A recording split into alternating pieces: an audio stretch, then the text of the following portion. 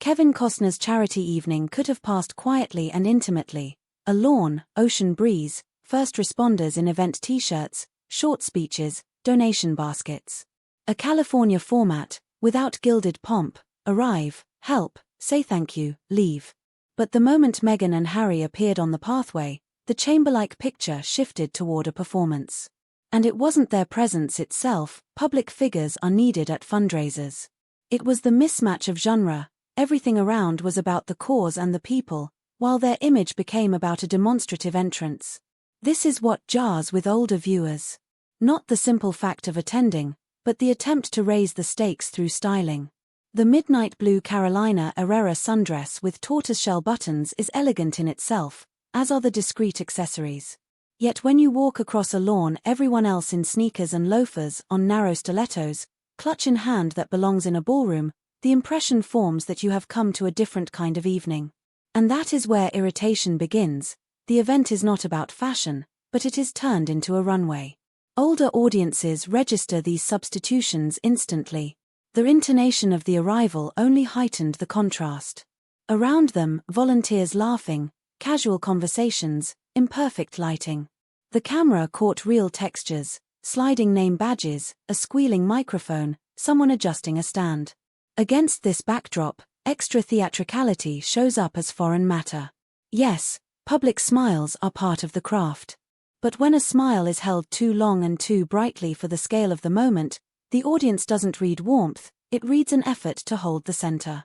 And on nights like this, the center is not the spotlight, it is the people for whom the money is being raised. Another layer is the endless comparisons the 50-plus audience is tired of. Nearby in the newsfeed were Windsor frames, a state banquet, regalia, a monarch's speech, allies at the table, protocol working flawlessly. There, silk and jewels and gloves belong, the language of the institution. In Santa Barbara the language is different. Hoodies with department logos, a 3-sentence thank you from the stage, handshakes and keepsake photos. No duel exists or can exist.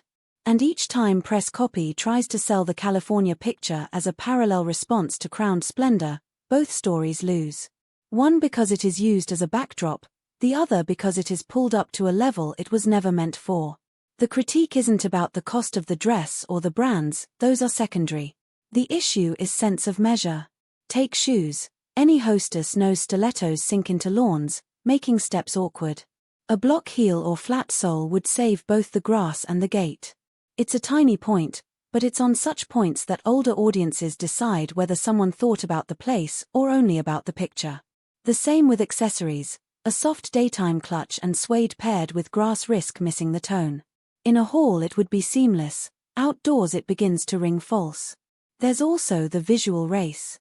Meghan's lighter hair tone, unveiled days after Catherine's noticeable refresh, became fodder online for talk of copying. Of course, coloring and styling are personal choices. But when feeds are flooded with comparisons, every step is dragged into an invented chess match. Older audiences don't obsess over shade battles, but each new round chips away at trust. People care more about how the cause was helped than whose blonde is warmer. Harry, ironically, underscored the contrast by appearing in a relaxed dark ensemble, open collar, practical shoes, more logical for a lawn than stilettos. But together the pair looked like two dress codes that had accidentally wandered into one frame. To some it's trivial, to 50-plus viewers, such dissonance signals a lack of shared direction. In fundraising settings, the winners are always those who strip off the paint and replace display with support. The most troubling part wasn't style missteps, but the tugging of focus. The evening was about first responders, their work, and their needs. The ideal scenario for a public couple here: step up for a minute, say a simple thank you, announce a figure, and leave the stage so the camera returns to those the night honors. Every extra minute spent on themselves subtracts from the cause and adds to the sense of it's always about them. That's why so many comments asked, how much was raised, and for whom, not who wore what. It could have been different and stronger. Less parade, more stories. 5 short sketches about the night's heroes: the 911 dispatcher who fielded 100 calls in one shift, the paramedic who came back after an injury, the officer's widow supported by the fund, the rookie firefighter buying gear with a grant, the school kid rescued, now volunteering. Insert those voices, and the frame changes from display to service. That is exactly what older viewers respect: scale kept in proportion, purpose honored. Even the sound of laughter matters. We're used to polite party smiles, scripted jokes at microphones. But charity intimacy thrives on a different register: quieter, shorter, aimed. A glossy, studio-style performance in such a setting feels like a mic turned 2 notches too high. Not a crime, just noise drowning out the purpose. Some may call this nitpicking. Yet trust, or its absence, is made of such small things. And memory works differently for each format. A palace banquet frame goes into the record, quoted in papers, recycled for decades in retrospectives.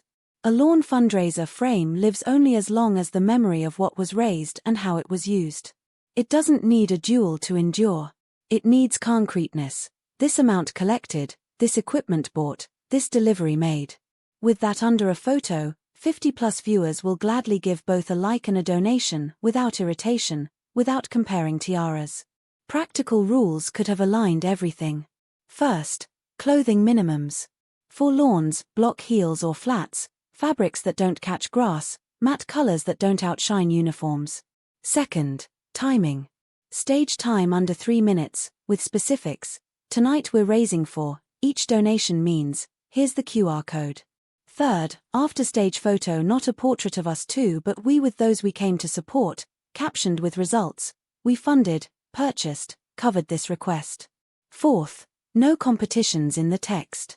Even if the feed the same day is full of palaces and tiaras, a charity post needs only donors' names, with consent, a link to the fund, a clean thank you. Fifth, silence after. Let the event breathe for a day or two without new appearances, so the donations don't drown in the next news wave. To be fair, it is difficult for public figures to dim themselves when cameras are aimed their way. The instinct to perform every second is professional reflex. But precisely the ability to step half a pace back and leave room for those the night honors is the maturity older audiences prize. Not modesty for modesty's sake, but the right scale. It always reads in gait, in tone, in where the lens ends up. And finally, narratives. As long as media stubbornly cast any two pictures as rivals, trust won't grow on either side. Older viewers aren't choosing team gown or team crown. They want clarity: who did what, who benefited, what was achieved. Say that simply and precisely, and irritation fades along with the compulsion to compare the incomparable.